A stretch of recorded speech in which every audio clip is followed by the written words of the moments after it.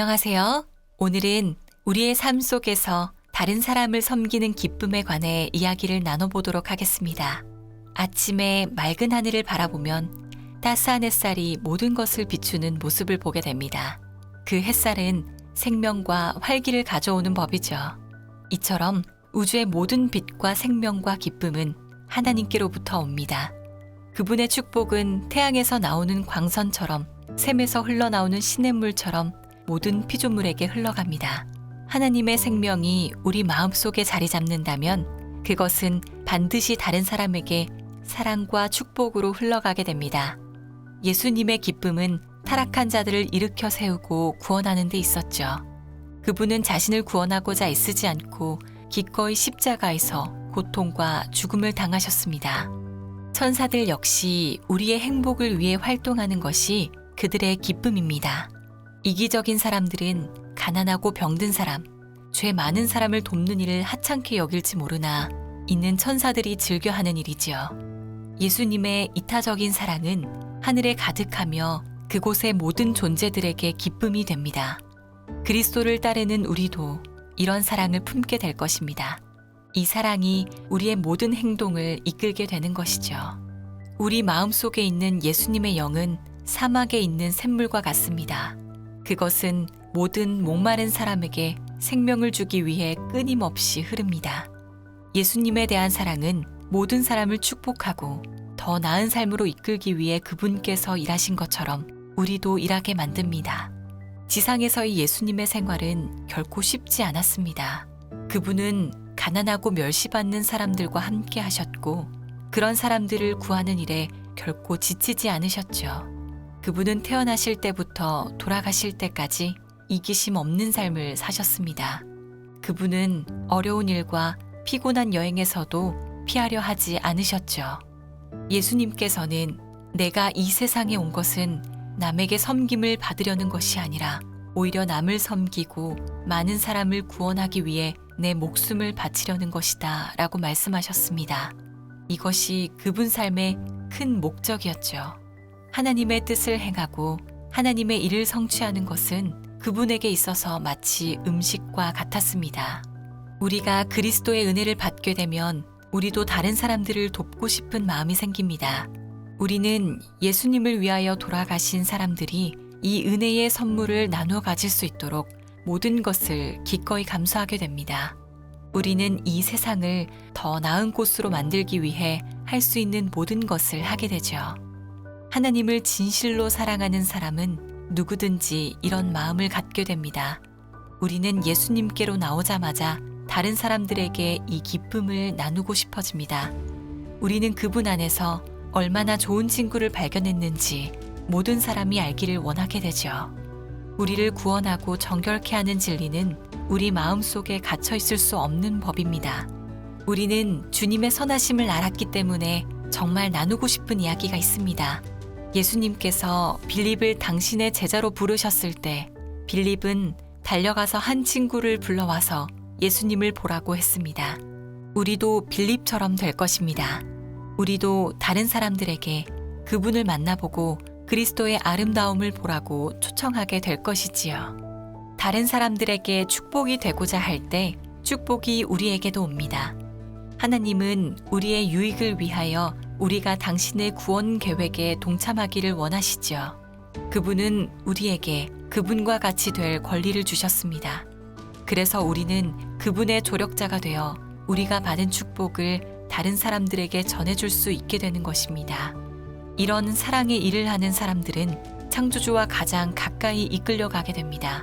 하나님께서는 하늘 천사들에게 당신의 사랑과 희망의 기별을 전하도록 요청하실 수도 있었지만 그분께서는 무한하신 사랑으로 우리를 당신의 조력자로 삼으셨습니다. 우리는 이런 이타적인 일을 통해 성장할 수 있는 것이죠. 우리가 예수님과 고난을 함께 받을 때 우리는 긍휼의 마음으로 그분과 교제하게 됩니다. 우리가 다른 사람들을 도와줄 때마다 우리는 더욱 즐거운 마음으로 그분의 일을 하게 되고 우리의 예수님과 더욱 가까워지게 됩니다. 그리스도는 비록 부유하셨지만 여러분을 위해 가난해지셨습니다. 이는 그분의 가난함을 통해 여러분이 풍요로워지게 하기 위함이었습니다. 우리가 예수님을 위하여 일하고 사람들을 그분께로 인도할 때 우리는 그분을 더 잘 알아야 할 필요를 느끼게 됩니다. 우리는 의에 줄이고 목마르게 되어 하나님께 도움을 요청하게 되죠. 어려움과 염려들은 우리를 더욱 성경을 연구하고 열심히 기도하게 해줍니다. 다른 사람들을 위한 이타적 일은 평화와 행복을 가져다주는 예수님과 같은 성품을 우리에게 줍니다. 그것은 또한 더 많은 도움을 주고자 하는 마음을 우리에게 불러일으키죠. 우리 삶에는 게으름과 이기심을 위한 자리가 사라지게 됩니다. 우리는 진리를 분명히 식별하게 되고 우리의 믿음은 자라나며 우리는 더 큰 힘으로 기도하게 됩니다. 은혜 안에서 자라나는 유일한 길은 예수님께서 우리로 하도록 요구하신 일을 하는 것입니다. 우리는 할 수 있는 대로 다른 사람들을 도와야 합니다. 도움이 필요한 사람들을 돕는 것이 영적 훈련이기 때문이죠. 운동을 함으로써 몸이 튼튼해지듯 우리의 그리스도인 삶을 튼튼하게 유지하기 위해서는 일을 해야 하는 법입니다. 예수님께서는 인간을 구원하기 위하여 교회를 이용하십니다. 교회의 사명은 그분과 그분의 사랑에 대한 이야기를 세상에 전하는 것입니다. 이 이야기를 전하는 것이 모든 그리스도인의 의무이죠. 모든 사람은 자신의 능력과 기회에 따라 일을 할 수 있고 또 해야 합니다. 우리 예수님께서는 지상 생활의 대부분을 목수일을 하시며 성실하게 보내셨습니다.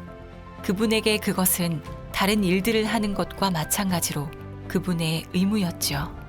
우리 역시 우리의 일상적인 의무를 이행하는 가운데 여전히 그분과 함께 일할 수 있습니다. 우리는 어디에 있든지 예수님과 함께 동행할 수 있는 것입니다. 사도 바울은 여러분 각자는 하나님께 부르심을 받은 그대로의 상황에서 신실하게 살아가라고 기록했습니다. 우리는 평범한 직업에서도 하나님께 영광을 돌리는 방향으로 일을 성실하게 이해갈 수 있습니다.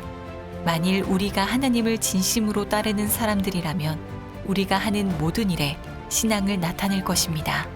우리는 하나님을 위해 일할 어떤 중요한 시기를 기다릴 필요가 없습니다. 우리는 더 큰 일을 할 수 있을 때까지 기다릴 필요도 없죠. 우리는 다른 사람들이 우리를 어떻게 생각할 것인가에 대해 염려하지 말아야 합니다. 우리의 일상생활은 우리의 믿음이 순결하고 진실함을 보여주면 그만입니다. 가장 비천한 사람도 예수님과 함께라면 다른 사람들에게 축복이 될 수 있습니다. 그들은 자신이 누군가를 돕고 있다는 사실을 모를 수도 있죠. 그러나 그들의 삶은 흘러나와 계속 불어나는 축복의 물결이 될 수 있습니다. 하나님께서는 성공에 관하여 염려하기를 바라지 않으십니다. 우리가 어떤 큰 일을 하고 있다는 것을 느끼거나 깨달을 필요가 없습니다. 만일 우리가 하나님께서 우리에게 맡겨주신 일을 조용히 그리고 성실하게 한다면 우리의 삶은 결코 헛되지 않을 것입니다. 하나님을 위하여 일하는 사람은 그리스도처럼 될 것입니다. 왜냐하면 그들은 그분과 함께 일하는 일꾼들이기 때문입니다. 예수님의 사랑은 강물처럼 우리를 통해 흘러나와 메마른 땅을 적시고 목마른 영혼들에게 생명을 줍니다. 우리의 작은 손길 하나, 친절한 말 한마디가 누군가의 인생을 바꿀 수 있습니다. 마치 작은 돌멩이가 잔잔한 호수에 던져져 점점 더 넓게 퍼지는 파문을 만들듯 우리의 섬김은 세상 곳곳에 하나님의 사랑을 전하는 놀라운 파도가 될 것입니다. 우리 모두가 예수님의 마음으로 이웃을 섬기며 그분의 사랑의 도구가 되는 귀한 하루를 매일매일 살아가길 바라며 오늘의 이야기를 마칩니다. 감사합니다.